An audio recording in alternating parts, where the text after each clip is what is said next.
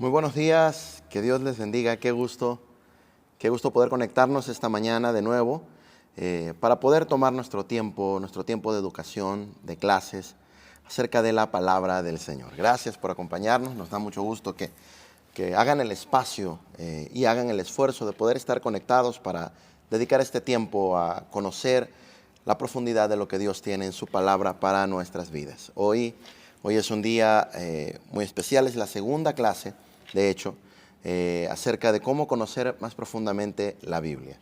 Como algunos de ustedes saben, si es que estuvieron en la transmisión pasada, hablamos acerca de una introducción a la Biblia y también hablamos acerca de Génesis. Hoy vamos a continuar esta introducción acerca de la Biblia y vamos a trabajar o a seguir trabajando en el libro de Génesis. Así que va a ser un tiempo muy especial, es un tiempo muy importante donde usted puede aprender acerca de lo que Dios tiene para su vida, pero también donde usted puede aprender a cómo escudriñar la palabra de Dios, cómo entender lo que Dios está hablándole a su pueblo en este tiempo. Así que le aseguro que va a aprender cómo escudriñar la palabra, cómo poder ir avanzando, va a comprender muchos pasajes bíblicos, muchas cosas que son importantes en este tiempo. Así que prepare su corazón, prepare su vida y vamos a iniciar con una oración. Yo quiero invitarle a que ore conmigo y le pidamos juntos al Señor que Él nos hable, que Él nos permita aprender lo que Él ha planeado para nosotros en esta mañana. ¿Está listo? Vamos a hacerlo. Señor, en esta mañana te damos muchas gracias por cada persona que ya se está conectando, por cada persona que se va a conectar, porque este es un tiempo especial. Tú nos lo has permitido con un propósito hermoso y es que podamos aprender a estudiar tu palabra, aprender a conocer esas profundidades que hay en la Biblia que son buenas para nosotros y que nos van a ayudar a crecer en todas las áreas de nuestra vida. Te pedimos, dirígenos, ayúdanos a que podamos seguir aprendiendo de tu amor, de tu verdad, de tu fidelidad y esas profundidades bíblicas. Esas profundidades, Señor, esos misterios que tú dices en tu palabra que están ahí y que, Señor, los que tú quieras mostrarnos podamos entenderlos, comprenderlos y atesorarlos en nuestro corazón. En el nombre de Jesús te damos muchas gracias, Señor. Amén. Amén. Muy bien, hoy vamos a continuar, como decía, en la parte que nos quedamos acerca de la introducción de la Biblia. Recuerden que este tiempo lo tomamos en dos partes. Empezamos con la introducción de la Biblia y la segunda parte la tomamos para el libro que estemos estudiando, en este caso, el libro de Génesis. Así que vamos a continuar con la parte de la introducción de la Biblia. Para continuar con esto, quiero hablarles acerca de las traducciones. Usted ha visto que a veces cuando leemos la Biblia les decimos, no, pues usen la traducción lenguaje actual, usen la traducción Palabra de Dios para Todos, ahora la Reina Valera, escuchan que existe la traducción Nuevo Mundo, etcétera, una cantidad impresionante de traducciones de la Biblia. Esto quiero explicar por qué es y que vayamos comprendiendo estos asuntos importantes también acerca de la palabra del Señor. Muy bien, empezando con esto, la Biblia, usted tiene que saber que es el libro que está traducido por lo menos a 2.200 idiomas, que casi representa el 90% de todos los idiomas del mundo. 2.200 idiomas. Esto implica que hay dialectos también a los que ya se está traduciendo, todavía no está totalmente traducida en algunos idiomas, solo el Nuevo Testamento y así, pero hay un avance muy grande, gracias a Dios, en la traducción de la Biblia. Todavía nos queda mucho por hacer, todavía nos queda mucha labor en este trabajo de traducir la Biblia. Hay gente que de hecho se dedica a esto, a poder estudiar cómo traducir la Biblia, incluso tiene gente que los ayuda para poder trabajar en este aspecto de el poder traducir la Biblia a más dialectos, a más idiomas. Esto es una parte muy importante de un trabajo misionero que mucha gente que ha sentido el llamado de Dios está realizando en este tiempo. Así que para que usted sepa, se está trabajando en esto. Sin embargo, hay varios elementos que tenemos que comprender en base a esto que estoy diciendo, que la Biblia está traducida, no fue escrita en español. La Biblia no fue escrita en español, no fue escrita en inglés, fue escrita en diferentes idiomas, ¿sí? Esto causa que algunas palabras nosotros las entendamos diferente como la entendieron ellos. La traducción hace que sea un poco más complicado comprender lo que el autor quiso decir en realidad. Esto es muy importante porque nosotros a veces cuando leemos la Biblia, usted sabe, nos cuesta un poquito de trabajo entender a lo mejor algunas partes. Alguien, por ejemplo, lee Jehová es mi pastor y nada me faltará, ¿no? Pero nosotros entendemos el asunto pastoral desde nuestro contexto, ¿no? ¿Qué es un pastor? Si lo sacamos del ambiente religioso, una persona que cuida animalitos, ¿no? Que cuida ovejas, pero eso no es muy socorrido en este lado del mundo como lo fue socorrido en aquella época, en ese momento en que David escribió ese pasaje. Fíjese que esto es muy importante porque el entendimiento de la cultura, el entendimiento del lenguaje, del idioma, de lo que significan las palabras, puede variar mucho y puede hacer que nosotros interpretemos de una manera errónea lo que el autor quiso decir. Por eso es importante que comprendamos este asunto, que la Biblia no fue escrita en nuestro idioma. Por eso tenemos que estudiar acerca de los idiomas originales para poder comprender mejor qué es lo que el autor quiso decir y entender mejor el mensaje que Dios está trayendo a nuestras vidas en este tiempo. Un ejemplo de esto es el nombre con el que nosotros conocemos al Antiguo Testamento y al Nuevo Testamento. Ahora estamos hablando del Antiguo Testamento. Bueno, usted recuerda que decimos Antiguo y Nuevo Testamento, pero para que nosotros comprendamos realmente qué significa, tenemos una vez más que retomar el lenguaje original. Se llama Antiguo y Nuevo Testamento, pero no significa que el antiguo ya esté viejo y ya hay que quitarlo y el nuevo es el que vale. No, no invalida uno al otro. Al contrario, se complementan. Uno es continuidad del otro. El Nuevo Testamento es continuidad del Antiguo Testamento.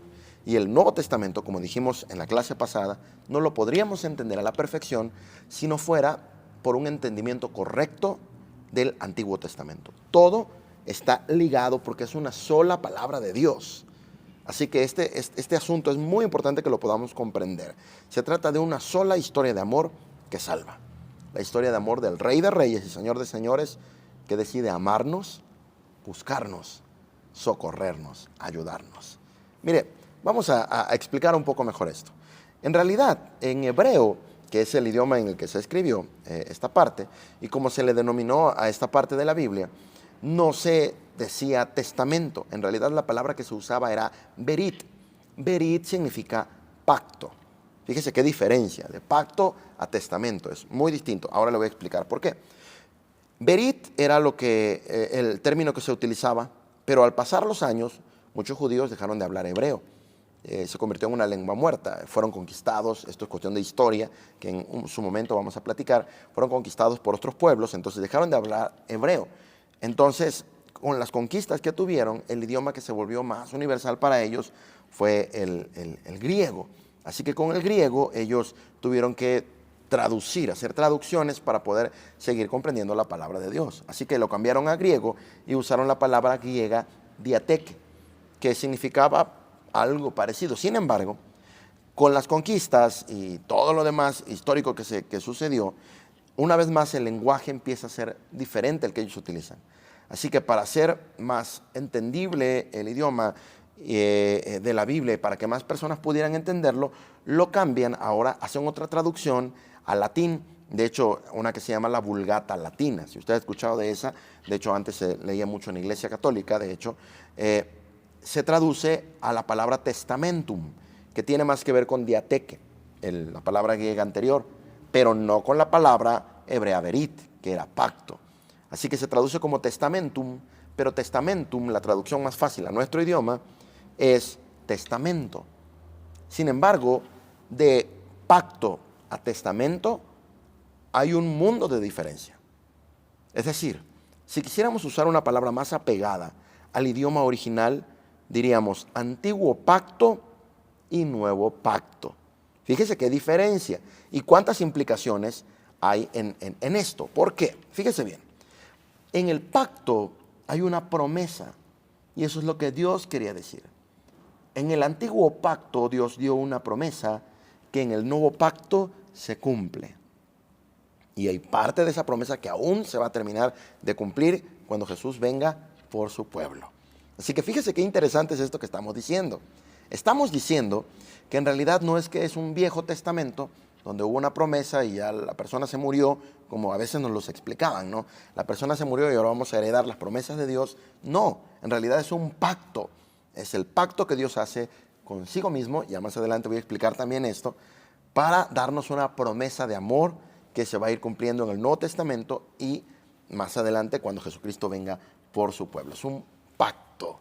Mire, ya más adelante vamos a ir explicando todo esto, pero recuerde estas palabras importantísimas: pacto y promesa. Recuerde que estamos tomando notas. Si usted puede, hágalo por favor, tome notas o vea en otro momento, repita esta transmisión y vaya tomando notas, porque esto le va a ayudar mucho para comprender todos los principios bíblicos que Dios quiere traer a nuestra vida en este tiempo. Así que recuerde estas dos palabras: pacto. En el pacto siempre hay una promesa, ¿sí? Así que esto es lo que nosotros vamos a entender: antiguo pacto y nuevo pacto, y una promesa que va a lo largo y se completa. ¿De acuerdo? Muy bien. El Antiguo Testamento para los hebreos, en este caso, está dividido en tres grandes partes. La Torá, usted ha escuchado de esto, la Torá. Para ellos la Torá es lo que nosotros es el Pentateuco, los primeros 5 libros de la Biblia. La Torá, la ley. Lo siguiente para ellos son los profetas. Ellos lo dividen en anteriores y posteriores. Los profetas nosotros los dividimos de otra forma, los dividimos en dos: los libros históricos y los libros proféticos, que a su vez se dividen en mayores y menores. Estos tienen que ver no en cuanto a su importancia, sino más bien en la cantidad de texto que escribieron. Los profetas mayores, cada uno de ellos escribió un rollo completo, como Jeremías, por ejemplo, como Isaías. Pero los profetas menores, en un solo rollo entraba todo lo que ellos escribieron. Por eso se le llama profetas menores. No tiene nada que ver con su importancia. Hablamos de profetas como Amós, como Oseas, que son libros muy, muy cortitos, ¿sí? Y lo siguiente, bueno, es que también los escritos, que fueron los últimos de los que yo me refería, nosotros los llamamos poesía, ¿sí? Entonces, y algunos los pasamos a la parte de los históricos. Esta división es importante que la comprendamos, porque en cuanto al Antiguo Testamento tenemos una similitud muy grande con los hebreos, ¿sí? Ahora, el Antiguo Testamento en un inicio fue escrito en hebreo, en el hebreo puro, que estamos hablando que fue el que ustedes recuerdan la clase pasada. Si algunas cosas no me comprenden, regresen a la clase pasada, véanla por favor, y si no la han visto, es importante que la estudien para poder comprender elementos que estoy dando ahora. El Antiguo Testamento fue escrito en hebreo, ¿sí?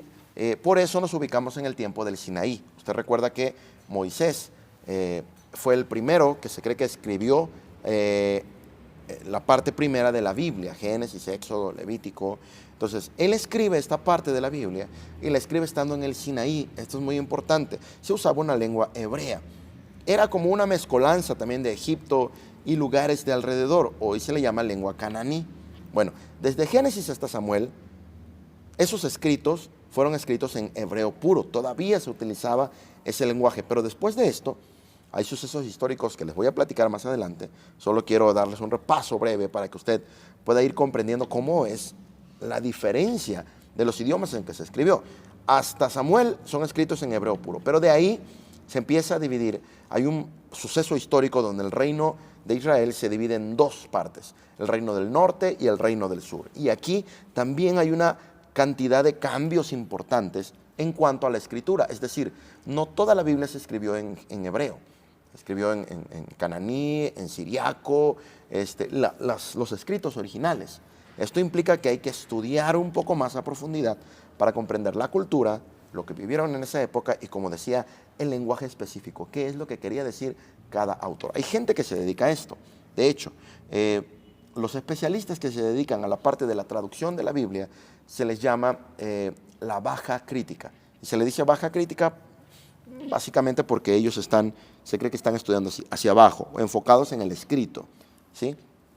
La baja crítica son aquellos que están estudiando los papiros, donde se escribieron los textos bíblicos. Pero usted tiene que saber esto: hay una cantidad impresionante de textos bíblicos que se han encontrado a lo largo de la historia. La gente que se dedica a hacer excavaciones, a investigar, hace descubrimientos nuevos, pues mientras están ahí investigando, y descubren, por ejemplo, un gran descubrimiento: los papiros que se encontraban, o los escritos, los rollos del Mar Muerto, en las cuevas del Qumran. Ahí ellos encuentran escritos de hace mucho tiempo, y los escritos que son más fieles, se dice, son los que son más antiguos. ¿Por qué? Porque están más apegados a los escritos originales. Con esos escritos más antiguos, los traductores trabajan para poder hacer traducciones más actuales. Por eso es que tenemos traducciones más actuales a la Reina Valera 60, que es la que regularmente usaba una gran cantidad de gente de la iglesia cristiana, ¿sí? Y tenemos nuevas traducciones como la nueva versión internacional, como la traducción Palabra de Dios para Todos, como la nueva traducción viviente, como la traducción lenguaje actual, porque son traducciones que se toman de los últimos descubrimientos, se hacen estudios para poder comprender mejor el contexto, comprender mejor lo que está escrito y poder traducirlo directamente desde ese idioma a, en este caso, el español. Estamos hablando de nosotros o a otros idiomas. Se ocupan los papiros más antiguos, que son los más fieles, para poder llegar a un punto y decir, bueno, esto es lo más exacto que el autor quiso decir en su momento. Por eso, nosotros recomendamos que usted lea diferentes traducciones para poder comprender el texto bíblico, porque el mensaje no cambia, simplemente lo que sucede es que con estas nuevas traducciones comprendemos mejor el mensaje, porque lo traducen a nuestra cultura, a nuestro contexto, a nuestro idioma. Un ejemplo muy sencillo es que en las traducciones más antiguas usted encuentra que la descripción del arca de Noé, si usted lee Génesis se va a encontrar que dice que el arca de Noé tenía tantos codos, por tantos codos de largo, por tantos codos de ancho, y cuando usted toma una traducción actual, usted encuentra esa medida ya no por codos, la encuentra en metros. Esto es importante porque usted dice, 13 metros. Ya entiendo cuántos son 13 metros, no cuántos son tantos codos, porque no es una medida que nosotros utilicemos en nuestro contexto. Diciendo esto, quiero dar a entender la importancia que tiene entonces poder comprender el hecho de las traducciones y lo que aportan a nuestro tiempo. Las traducciones fueron, ya hablando de lo que ellos hacían, esto es muy importante, ahorita me voy a explicar un poquito al respecto de cómo fue este asunto de las traducciones. Ya voy a terminar con eso, la parte de la introducción de la Biblia, porque nos vamos a pasar a la parte de Génesis, que es también lo que quiero platicarles. ¿Está bien? Solo quiero recordarles que elementos importantes del Antiguo Testamento, el Sinaí, que fue el lugar donde se escribe el Pentateuco y la escritura del Pentateuco justamente. El Sinaí es muy importante porque Israel no tiene identidad todavía, no tiene fe, es un pueblo que viene divagando, dudando de muchas cosas, y aquí el Señor los liberta y les empieza a dar una identidad a través de los escritos que Moisés está haciendo, inspirado por Dios, y que retoma todo esto que ellos habían contado de los padres a los hijos. A esto se le llama palabras de autoridad. Este es el proceso, con esto quiero terminar. Las palabras de autoridad son aquellas que los abuelos, los padres le habían contado a sus hijos, a sus nietos, con los cuales ellos les recordaban todo lo que Dios había hecho por ellos. Así que ellos contaron la historia del Génesis, cuando no estaba escrito todavía, contaron la historia de Noé, contaron todas estas historias, las iban contando de generación en generación.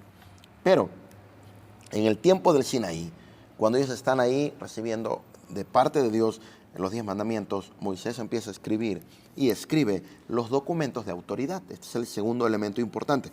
Vaya recordando esto. Palabras de autoridad, lo que se dice de padre a hijos, hasta antes de que se escribieran. Después, los documentos de autoridad. Aquí es donde permanecen durante todo el tiempo que dura la historia del pueblo de Israel y se siguen acumulando, ¿sí? No solamente hablamos de los 5 libros, Génesis, Éxodo, Levítico, Número y Deuteronomio, sino los documentos de autoridad fueron todos aquellos que Dios inspiró en personas y que fueron escribiéndolo y acumulándolo, ¿sí? Por ejemplo, Josías con Jeremías, hacen una recapitulación de todos estos elementos, si te recuerdas esa parte bíblica, donde encuentran unos rollos, él lo lee y dice, necesitamos encontrar la palabra de Dios, necesitamos volver al pueblo a la palabra de Dios. Y hacen una reordenación de estos escritos, los leen de nuevo. Estos se convirtieron en colecciones de escritos, ¿sí? Que fue el siguiente elemento. La colección de escritos fue donde ya el pueblo de Israel fue capturado, de acuerdo a su historia, que les decía, ya lo voy a platicar más adelante, y fueron enviados fuera de su tierra. A esto se le llamó diáspora. En esa diáspora, ellos tenían las colecciones de esos escritos y les dieron más valor aún. Lo que hacían era que construían lugares de estudio, centros de estudio que ellos llamaban sinagogas.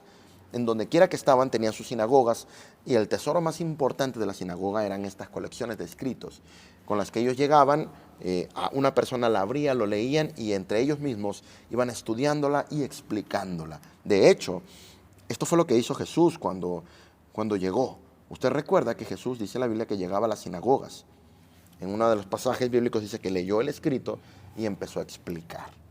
Entonces, de estas colecciones de escritos, se cree que fueron los que Jesús utilizó para predicar, para explicar acerca de su amor por la humanidad, de su amor, explicar acerca del Padre, acerca de todo lo que Dios había planeado para con nosotros con estas colecciones de escritos. De hecho, no estoy hablando acerca de todas las traducciones que se hicieron, pero Jesús estuvo utilizando traducciones. Se cree que fue la Septuaginta, la traducción Septuaginta, la que lee y con la que él explica los principios de Dios. No estaba todavía el Nuevo Testamento cuando Jesús llegó. Recuerde que el Nuevo Testamento se escribe después de que Jesús va a los cielos. Así que con el Antiguo Testamento es que Jesús predica el Evangelio. Con el Antiguo Testamento es que los discípulos empiezan a predicar las buenas nuevas de salvación. Más adelante es que se empieza a escribir el Nuevo Testamento y que empezamos también a guardarlo. Pero bueno, esto es un repaso histórico para que usted vaya comprendiendo estos asuntos tan importantes. Lo siguiente es el canon. El siguiente elemento es el canon. Cuando estas colecciones de escritos empezaron a ser tantas, que se dieron cuenta que ya había gente que escribía simplemente porque entendía ciertas cosas y las incluían dentro de estas colecciones de escritos, y las personas de autoridad de aquella época se dieron cuenta que no era correcto, porque había mucha palabra que venía de parte de Dios y mucha palabra que era una interpretación humana, pero que no era algo que venía de parte de Dios. Así que hacen un proceso donde se realiza el canon, es decir, una lista de libros que son considerados los libros que vienen inspirados por Dios. Estos tienen una línea histórica y una línea de entendimiento muy importante, que es que Jesús es el centro de toda la Biblia, Cristo. Así que se mira desde el Génesis hasta el Apocalipsis cómo Cristo está presente en cada una de ellas. Y se entiende lo que había platicado con ustedes en la clase pasada. Las obras de revelación, ¿sí?, y la palabra de revelación. ¿Se acuerda? Que estos dos elementos juntan la historia de la revelación. Si no hay actos que representen o que muestren el amor y la intervención de Dios en la historia humana, y no hay palabras que expliquen y que expresen la actitud de Dios en esa obra de revelación, entonces no hay historia de la revelación. Con esos elementos, ahora los entendemos así, ¿no? Ellos pudieron sacar algunos escritos que tenían poesía, que tenían algunos elementos importantes, pero que no estaban dentro de la revelación de Dios porque no hablaban de Cristo. Lo sacan y entonces queda un compendio de libros, que es el que nosotros tenemos el día de hoy, que son los que consideramos como escritos sagrados, como la Sagrada Biblia, que es una colección de libros que creemos que es inspirada por Dios. Esto es importantísimo. Fíjese, hay libros que están afuera, que algunas Biblias los tienen, y los tienen como deuterocanónicos, ¿sí?, o apócrifos. Básicamente, nosotros creemos que esos libros tienen elementos históricos que pueden aportar a las cuestiones de entendimiento de la historia, de lo que sucedió alrededor, pero no tienen una inspiración divina. Por lo tanto, no tienen la misma autoridad, no tienen autoridad, pues, de sagrados como los libros que nosotros ya vemos hoy en día que están dentro del canon, y que no fue un trabajo que hicimos nosotros. Esto es importante. Quienes hicieron este trabajo de hacer este compendio de libros dentro del canon fue gente que tenía una relación profunda con Dios, y fue gente que estuvo más cerca de Jesús, más cerca de estos contextos o estas circunstancias históricas. Fue gente de ese pueblo que comprendió también el contexto de aquella época, que tenía una relación profunda con Dios, gente que estaba en autoridad y gente que vivía una actitud de servicio, de humildad, de conexión con Dios. Así que esos son los libros que hoy están considerados dentro de la Biblia, del Antiguo Testamento, en este caso, 39 libros, ¿sí? La introducción al respecto de la Biblia la dejamos hasta aquí. Tengo mucho más que platicarles, pero vamos a continuar en la siguiente clase. Por lo pronto, quiero pasarme a la siguiente parte de lo que estábamos hablando acerca de Génesis. Recuerdan que estábamos hablando de Génesis. Vamos a continuar hablando de Génesis. Si usted tiene la oportunidad de compartir este video, le invito a que lo haga. Decidimos hacerlo el martes a las 10 de la mañana, sabiendo que difícilmente las personas pueden conectarse un martes a las 10 de la mañana, pero la intención fue poder dejarlo aquí para que otras personas puedan verlo en el tiempo que así lo consideren. Así que si usted puede compartirlo, sería de mucha ayuda para que ya en el momento que cada uno pueda, pues pueda tener este elemento a la mano para continuar estudiando la palabra de Dios. Así que si usted puede compartirlo, hágalo por favor. Si usted se lo puede mandar por WhatsApp a alguna persona de la iglesia, alguna persona que sabe que le puede servir, hágalo por favor. Vamos a seguir estudiando juntos la palabra de Dios. Y me voy a pasar ahora sí a la parte de Génesis. Estamos hablando de Génesis y ya nos pasamos a esta parte. Ya hablamos acerca de la creación, ya hablamos acerca de la creación del hombre y de la mujer, ya hablamos acerca de cómo Dios nos da varios elementos importantes, cómo la creación tuvo un orden específico. Así que váyase por favor a la parte de la primera clase para que pueda comprender bien todo lo que estoy hablando. Muy bien, continuamos entonces. La siguiente parte es la parte donde Dios le da al hombre una capacidad muy importante, la capacidad de decidir. Nos dio atributos para poder tener esta parte de no ser robots, de no ser máquinas. Dios es tan bueno que no nos creó como máquinas, simplemente que obedeciéramos las cosas y ya. Sería más fácil para algunos quizá decir, no, pues que me haga máquina y ya. Hay personas que dicen, si Dios no quería que pecara, ¿para qué me dio libertad de decidir? Pero esto es un mal entendimiento de la intención de Dios, del amor de Dios, de lo que Dios quería hacer con nosotros. Fíjese, vamos a ver los atributos y voy a irme explicando un poco acerca de lo que estoy diciendo. Los atributos que Dios nos dio específicamente en muchas áreas, pero en estas 4 son muy importantes. Primero, el área espiritual. Nos permitió, a través del Espíritu, comunicarnos con Dios. Esto es lo que Dios nos dio desde el principio, cuando nos dio aliento de vida. Nos dio Espíritu para que pudiéramos, tener esta capacidad de estar conectados con Dios, esta capacidad de poder sentir la presencia de Dios, esta capacidad de poder orar y platicar con Él y saber que Él nos escucha. Es muy importante esta capacidad de poder ser fortalecidos en Dios y con la fuerza de Dios tomar decisiones diferentes. Muy importante. La segunda cosa o el segundo atributo es el atributo moral. El atributo moral significa que poseemos conciencia, o sea, que a diferencia de los animales, que no son racionales, como decimos, nosotros no estamos obligados a obedecer nuestros instintos. Tenemos instintos como el resto de los animales. Si alguien me pega y me quiere volver a pegar, mi instinto es no solo defenderme, es golpear. Pero nosotros tenemos la capacidad de no reaccionar igual que el resto de los animales. Esto es muy importante que lo comprendamos. Esto es nuestro atributo moral. Hay gente que dice, es que no puedo detenerme. Discúlpame, tú tienes un atributo moral. Puedes comprender qué cosa está mal y qué cosa está bien. El siguiente es el atributo racional. Tenemos la capacidad de reflexionar y de pensar. Y cuando reflexionamos y pensamos, esto se traduce como voluntad. Nosotros terminamos decidiendo. Así que la conciencia nos ayuda a identificar lo bueno y lo malo.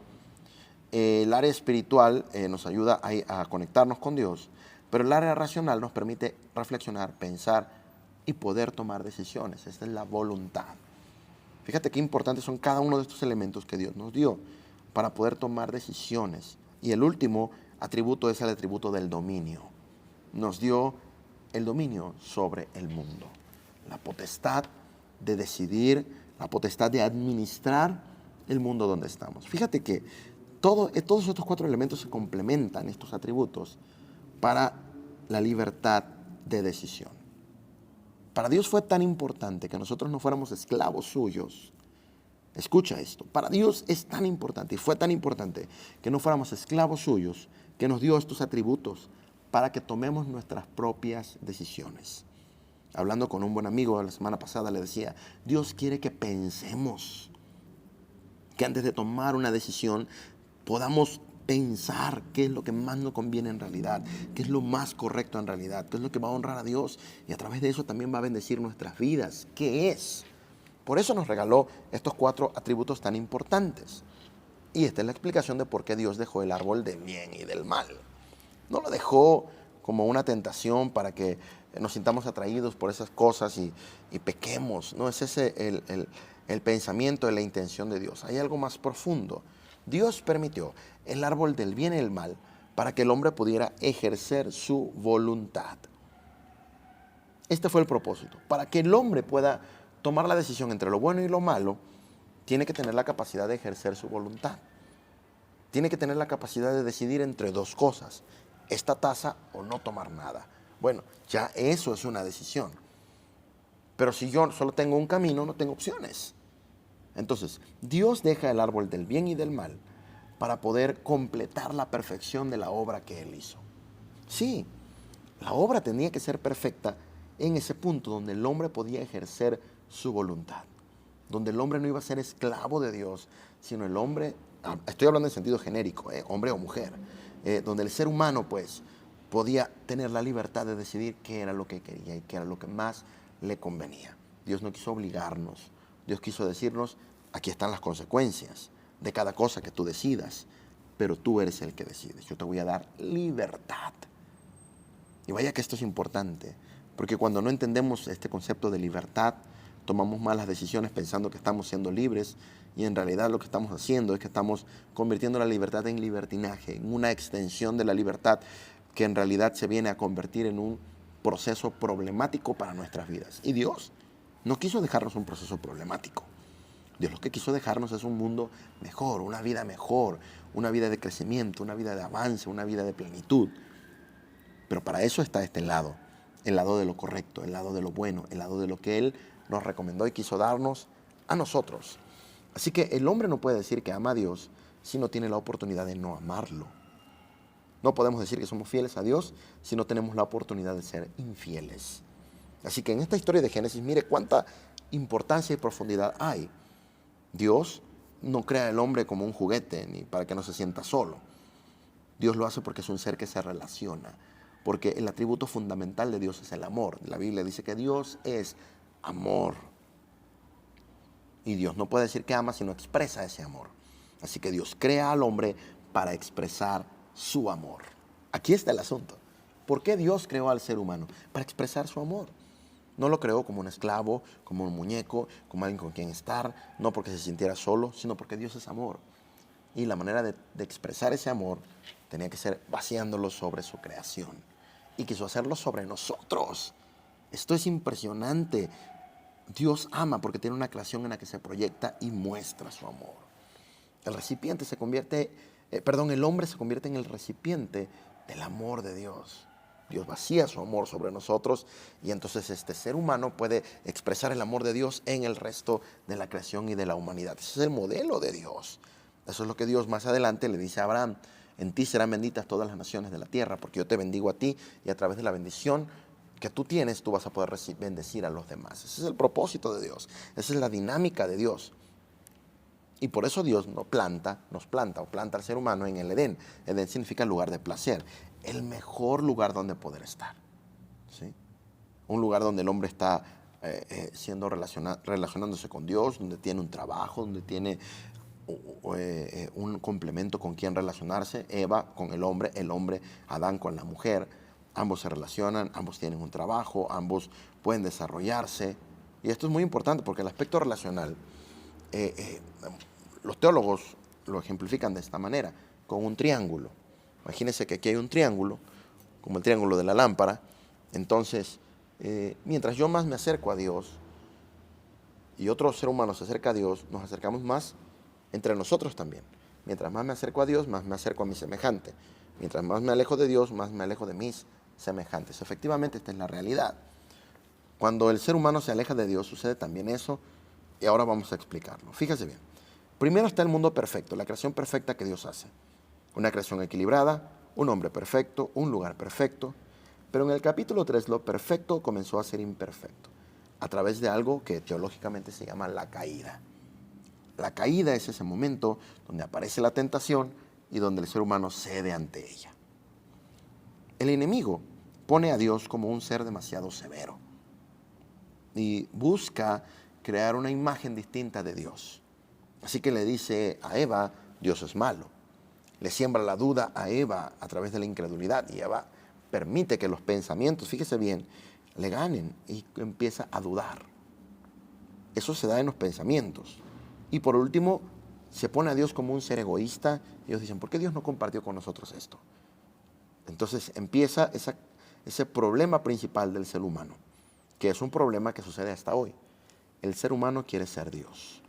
No solo quiere tomar sus propias decisiones, quiere afectar todo con decisiones que incluso con las consecuencias uno se da cuenta que son incorrectas, y quiere aún así seguir tomando esas decisiones. Quiere tener poder, dominio de hacer cosas aunque estén dañándose a sí mismo y mantenerse ahí. Los emperadores, los gobernantes, incluso pastores, intentan tener un dominio total sobre la congregación, sobre la gente, dañando a las personas. Todo esto es una realidad de lo que sucede a causa del pecado, porque estamos queriendo tener el dominio, tener el control, hacer las cosas a nuestra manera, y estamos ofendiendo a Dios y engañando, en realidad, engañándonos a nosotros mismos y engañando a las personas con este deseo y esta sed de poder tener dominio y control, algo que está totalmente fuera de lo que Dios nos enseña y de la voluntad de Dios. Así que con la mentira que el enemigo le vende a Eva y que ella se cree, con este asunto de poder llegar a ser igual a Dios, se quedan, y entonces llega a este punto donde fallan. Este deseo de querer ser igual a Dios causa la relación rota entre Dios y el ser humano. Porque en realidad los que traicionamos a Dios fuimos nosotros. Usted tiene que entender esto de una manera completa. Si usted quiere estudiar la palabra de Dios, usted se va a dar cuenta que en toda la historia de la Biblia, Dios no traiciona al ser humano. Dios sigue siendo fiel, Dios lo ayuda, Dios lo apoya, Dios está ahí, Dios le da los elementos para que no sientan dolor, no vivan cosas incorrectas, pero el ser humano sigue cargándose hacia esta parte de desobedecer a Dios, de hacer las cosas incorrectas, y entonces el ser humano labra su propio destino, sus propias consecuencias, en este caso, desobedecer a Dios, fallarle y tomar decisiones incorrectas que traen dolor, sufrimiento al ser humano y a los que están con él. Esta relación rota se da a causa de la falla que el hombre tiene hacia Dios, de la traición del hombre hacia Dios. Y con el pecado se da el primer asesinato. Dios dijo que esta relación rota, que este pecado va a traer como consecuencia la muerte. Y fue una separación, una muerte en la relación de Dios con el hombre. Al romperse la relación de Dios con el hombre, se da también, usted recuerda, con Caín y Abel, la primera muerte. De hecho, la palabra que más veces se repite en Génesis, lamentablemente, es esta: muerte. Porque lo que inicia, lo que entra al ser humano es la muerte, es el dolor, es el sufrimiento. Todo esto a causa del pecado, a causa de fallarle a Dios, a causa de haber desobedecido, pues, el amor y la buena voluntad de Dios. Entonces, cuando rompemos nuestra relación con Dios, terminamos hiriendo a nuestros semejantes, nuestro amor se muere, se agota, pues la fuente de amor que teníamos, que era Dios, vaciando su amor sobre nosotros, ya no está, porque nosotros la cortamos, nos quitamos de ella. Así que al quitarnos de ella, nos convertimos en personas egoístas, en personas que empiezan con adicciones, que empiezan a herir a los demás, que no les interesa pensar en el otro, cuidar a sus semejantes, personas lejanas, personas deshonestas, porque estamos alejándonos de la fuente de amor de Dios. Cuando tú te alejas de Dios, sucede lo que sucedió aquí: lastimas, hieres, te conviertes en una persona insensible a causa de tu lejanía de Dios. Y esto se da desde Génesis. La relación rota trae muchas consecuencias. Entre ellas, déjame decirte, primero, conocieron el mal. Y al hacer lo que nunca habían hecho, les gustó, pero se convirtieron en esclavos de esto que los dañó, de esto que los lastima, de esto que estuvo mal. Así que eso sucede, el pecado nos ata. Decimos, no quiero volver a tomar, pero llama tanto la atención, queremos tanto hacerlo y regresamos a eso. Y el pecado se convierte en una adicción terrible para nuestras vidas. No podemos abandonarlo, sino es a través del amor de Dios y a través de una nueva manera de vivir y de hacer las cosas. confiando en Él y dándole la oportunidad. La segunda cosa que sucede con esta relación rota, que sucede a causa del pecado, es que la imagen de Dios en el hombre se deteriora. Ustedes recuerdan que la Biblia dice que Dios hizo al hombre a su imagen y semejanza. Sin embargo, cuando cambia esta parte de la traición y se rompe la relación con Dios, la imagen no se pierde. En sus escritos, Agustín decía que la imagen se perdía. Sin embargo, esta idea es la que toma Juan Calvino para desarrollar la teología de la predestinación, que es la que conocen los calvinistas, a través de la cual ellos creen que como se perdió la imagen de Dios y Dios no contacta al hombre, el hombre no puede regresar a Dios, no puede hacer nada. Entonces, ellos dicen que el hombre que es salvo va a ser salvo aunque se porte súper mal. El hombre que sea bueno va a ser bueno aunque se porte, va a ser el hombre que sea bueno. Si no es salvo, aunque se porte súper bien, se va a perder.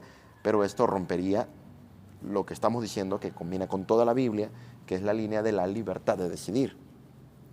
Por eso no creemos en el calvinismo o en esta doctrina de la predestinación, considerando que el hombre no se perdió, sino se deterioró. Esto, algunos teólogos de hace muchos años atrás, Anselmo, por ejemplo, Juan Anselmo, Wesley, Arminio, desarrollan justo el arminianismo, donde ellos creen que el hombre no perdió toda la imagen de Dios, sino que lo que sucedió es que se deterioró, pero el hombre aún es capaz de amar, aún hay algo de Dios en él. Por eso es que creemos que el hombre luego se preocupa y dice, vamos a hacer una fundación para ayudar a los niños huérfanos, vamos a hacer una fundación para ayudar a los animalitos, vamos a hacer una fundación, porque el hombre está buscando ayudar, porque ama, a pesar de lo que él ha hecho, tiene todavía cierto grado de amor. Por eso todavía nos ocupamos de ciertas cosas, por eso aún hay belleza en el arte, por eso aún hay intención por eso aún sentimos dolor cuando vemos que alguien sufre, porque aún tenemos la capacidad de amar, solo que deteriorada. Amamos un poco y dañamos un poco. Por eso decimos, no, voy a ocuparme de mi familia y trabajamos para darle a nuestra familia una buena economía, pero los descuidamos en la parte de darles atención. Por eso nuestro amor no es perfecto, porque estamos deteriorados en cuanto al amor de Dios, pero sentimos. ¿Se dan cuenta? Entonces, por eso nosotros creemos que la imagen de Dios se deterioró. Y del capítulo 1 al capítulo 11 de Génesis se crea un caos, pero después Dios da la solución. Luego vamos a enfocarnos un poco más a esa parte. Pero bueno, hablando entonces de esto, creemos que el hombre no es completamente malo, pero sí tiende a la maldad. Tiene esta tendencia a la maldad y siempre está enfocado hacia allá, porque el hombre perdió sus atributos. Por eso nos volvemos esclavos del pecado, porque perdimos los atributos. Entendemos que algo está mal, por ejemplo, pero no lo dejamos de hacer. No tomamos la decisión correcta. O incluso en esta época tratamos de convencernos de que lo que estaba mal ya no lo es. Ahora es una decisión de cada quien y si yo digo que no está mal, pues no está mal. Esto es una tendencia que ha estado creciendo en los últimos años y ha dado origen a una cantidad impresionante de movimientos en el mundo. Yo creo que no está mal. Es mi libertad y tienes que concedérmela. Entonces, fíjate, ahora con el asunto de que yo voy a ejercer mi libertad, tú te vas a convertir en mi esclavo. Vas a estar limitado por mi libertad. Ya no es el concepto de libertad que se tenía antes. La libertad era, mi libertad termina donde inicia la del otro, ¿no? Ahora no. Ahora mi libertad me la tienes que conceder. Y si no me la concedes, entonces te voy a aplastar, porque mi libertad es la que cuenta. Fíjese, es egoísmo. ¿Hasta dónde hemos llegado que defendemos esto con las leyes? Hay lugares aquí en México, por ejemplo, donde si un pastor o un terapeuta, un psicólogo quiere ayudar a una persona que tiene algún problema o quiere, vamos a explicarlo de esta manera. Si hay una persona que se acerca a él y le dice, ¿sabe qué? Tengo una orientación sexual distinta y yo quiero retomar la orientación sexual que tengo naturalmente, biológicamente, por favor, ayúdeme. Si una persona se atreviera a ayudar en este tipo de terapias, entonces lo van a meter a la cárcel. Hay que decirlo, así es. Así es. Si una persona busca ayuda para retomar una orientación sexual, que no es la de que entonces pueden al que lo ayude, pueden meterlo a la cárcel. ¿Por qué? Porque un movimiento está diciendo, esta es mi libertad, y si no me la das, te aplasto. ¿Dónde está la libertad ahí? Ahí es donde hemos llegado. El ser humano todavía tiene un camino impresionante donde va a seguir aplastando derechos para poder exigir el suyo. ¿Se da cuenta? A través del egoísmo.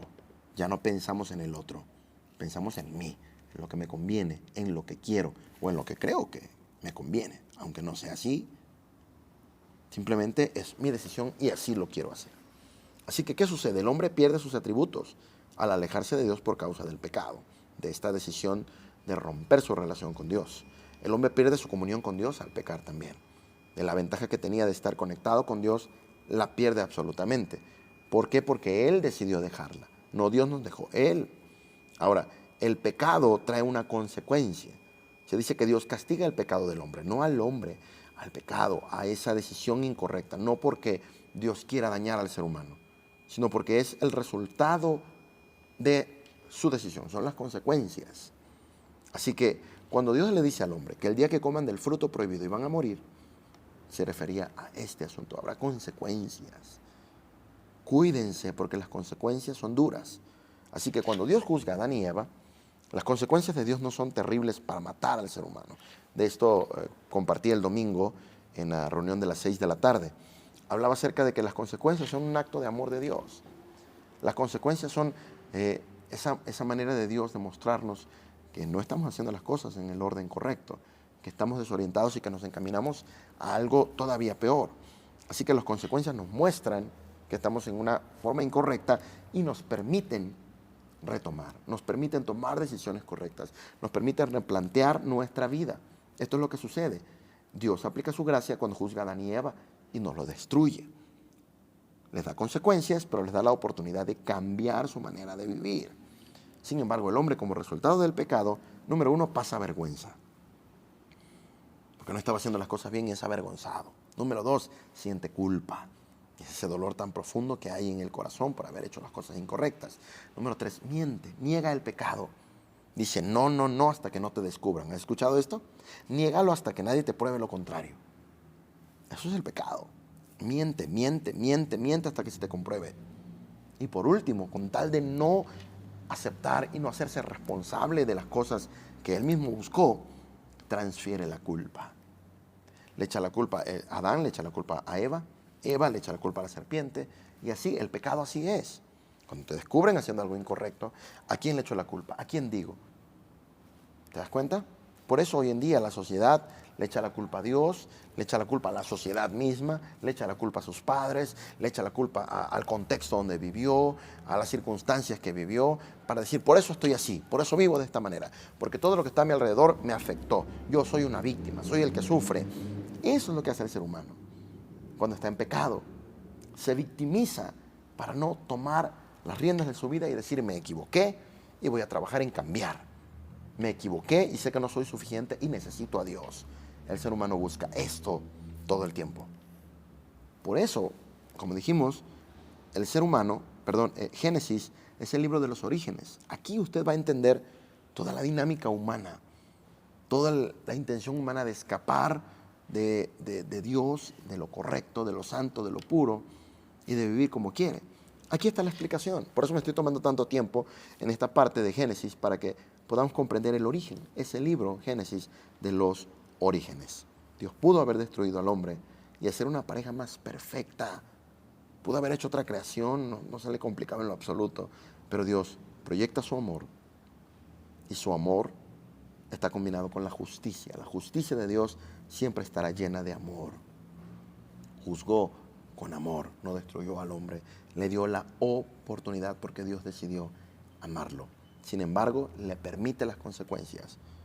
Y por eso el hombre va a experimentar dolor para comer, para dar a luz, para muchas cosas más, como una consecuencia del pecado. Porque el hombre al pecar se separa de Dios. Y Dios le permite saber qué es vivir sin Dios, vivir sin Él.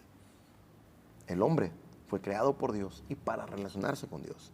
Así que siempre vamos a tener, siempre la necesidad de conectarnos con Dios. Porque Dios es justo, amor, y santo. Y como Dios es santo, si Dios se acercara a nosotros con toda nuestra humanidad, con todas nuestras fallas, con todos nuestros errores, su santidad nos destruiría. Simplemente porque la santidad de Dios no puede convivir con el pecado del hombre. Por eso, Dios busca el medio para limpiarnos, para sanarnos, para cambiarnos, para ayudarnos y que podamos disfrutar otra vez de estar relacionados con Él, porque Dios nos ama. Pero esto, mis amigos, lo vamos a platicar en la siguiente sesión de estas clases. Quiero invitarte a que hagas una oración conmigo, por favor. Y le digamos a Dios: Señor, es una realidad. Yo mismo en muchas ocasiones me he alejado de ti, me he alejado de tu amor y a veces me pregunto por qué mi carácter se vuelve tan pésimo, por qué mis actitudes están siendo inadecuadas, por qué estoy haciendo cosas que no debería hacer, por qué no puedo salir de estas cosas. La respuesta está aquí en Génesis, porque nos alejamos de Dios. Si tú te alejas de la fuente de amor, el resultado va a ser que vas a convertirte en una persona sin amor, insensible. Volvámonos a la fuente de amor. Volvámonos a Dios. Quiero invitarte a que ores conmigo y le digas: Señor, ayúdame a amarte, a volverme a ti, para poder, con este amor que tú me das, amar a los demás. Señor, muchas gracias te damos por este tiempo. No tenemos duda que es un tiempo que tú preparaste para nosotros, para mostrarnos tu amor, para mostrarnos tu perdón, para guiarnos, Señor, a vivir una vida mejor. Te damos gracias, porque hemos descubierto en ti y en tu palabra que tú siempre nos has amado, Señor. Tu intención siempre ha sido buena, de bien y no de mal, de ayudarnos, de permitirnos crecer y cambiar. Por favor, perdónanos por todas las veces que nos hemos alejado de ti y nuestra vida se deteriora a causa de esa lejanía. Permítenos volvernos con amor a ti. Permítenos amarte y profundizar en ti, Señor. En el nombre de Jesús, a cada uno de nosotros, a buscarte en tu palabra, en la oración, en la comunión, en la iglesia, con nuestros hermanos, a buscarte, Señor, en intimidad, a buscarte con todo nuestro ser para que tú nos llenes, para que tú nos moldees a tu manera y nos ayudes a vivir en esa plenitud que nos regala al estar en tu presencia. En el nombre de Jesús pedimos perdón y nos reconocemos dependientes y necesitados de ti. Te damos gracias porque tú eres bueno y te pedimos: síguenos ayudando, por favor. Y síguenos permitiendo descubrir tu amor y tu poder en todas las áreas. Gracias, Señor. Amén. Muchas gracias por habernos acompañado en este tiempo de clases. Como ustedes recuerdan, es alrededor de 1 hora de tiempo que dedicamos para poder tomarnos este tiempo de clases y compartir la palabra de nuestro Señor. Te damos muchas gracias por haber estado con nosotros. Hoy tengo aquí a mi lado la taza que nos regaló el líder del grupo de varones Torre Fuerte, que es el grupo de hombres de aquí de la iglesia Betel San Luis Potosí. Y quiero recordarte que el día de hoy tenemos nuestra reunión virtual de varones. Es los martes a las 8:30 de la noche. Así como cada día te recuerdo que tenemos reuniones virtuales. Lo hacemos aquí por Facebook el lunes, la de niños a las 8:30, el martes varones 8:30, miércoles mujeres 8:30 también de la noche. El jueves te recuerdo que a las 7 de la noche tenemos nuestra transmisión a través de nuestro canal de YouTube, Betel San Luis Potosí también, en la transmisión del tiempo de educación con nuestro pastor, y hablamos de diferentes temas muy importantes que bendecirán nuestra vida. El viernes también te recuerdo que continuamos con la siguiente parte de esta serie de educación. Los viernes 8:30 de la noche y martes 10 de la mañana continuamos con la tercera parte de la introducción a la Biblia y vamos a ir concluyendo la parte de Génesis. Así que va a estar muy bueno, tómate el tiempo, por favor. Recuerda, viernes 8:30 de la noche. Y durante la mañana, todos los días, de lunes a viernes, 6:30 de la mañana, tenemos nuestros tiempos de oración. Aquí por Facebook San Luis Potosí. Así que conéctate, por favor, sé que será de mucha bendición para ti.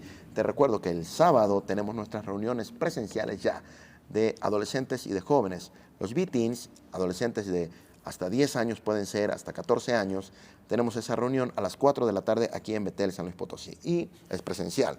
Y el sábado también a las 6 de la tarde tenemos la reunión de los jóvenes Arjegón, chicos de 15 años en adelante, y que se va a hacer aquí de manera presencial, sábado 6 de la tarde. Te recuerdo también que el domingo tenemos nuestras tres reuniones presenciales ya. la reunión del domingo a las 10 de la mañana, a las 12 del día y a las 6 de la tarde. Y transmitimos en vivo la reunión de las 10 de la mañana por nuestro canal de YouTube. Pones Betel San Luis Potosí en YouTube y te puedes conectar a las 10 de la mañana o el video queda guardado y puedes ver todo nuestro servicio en línea a la hora que tú gustes. Te mandamos un fuerte abrazo de parte de nuestro pastor, el pastor Paco Díaz, y te mando también un fuerte abrazo de parte de mi familia, de parte de mi esposa y de mis hijos. Que Dios te bendiga grandemente. Te invito, comparte esta transmisión, por favor, antes de terminar, para que más personas puedan recibir también esta palabra y esta enseñanza de parte de Dios. Un fuerte abrazo para todos.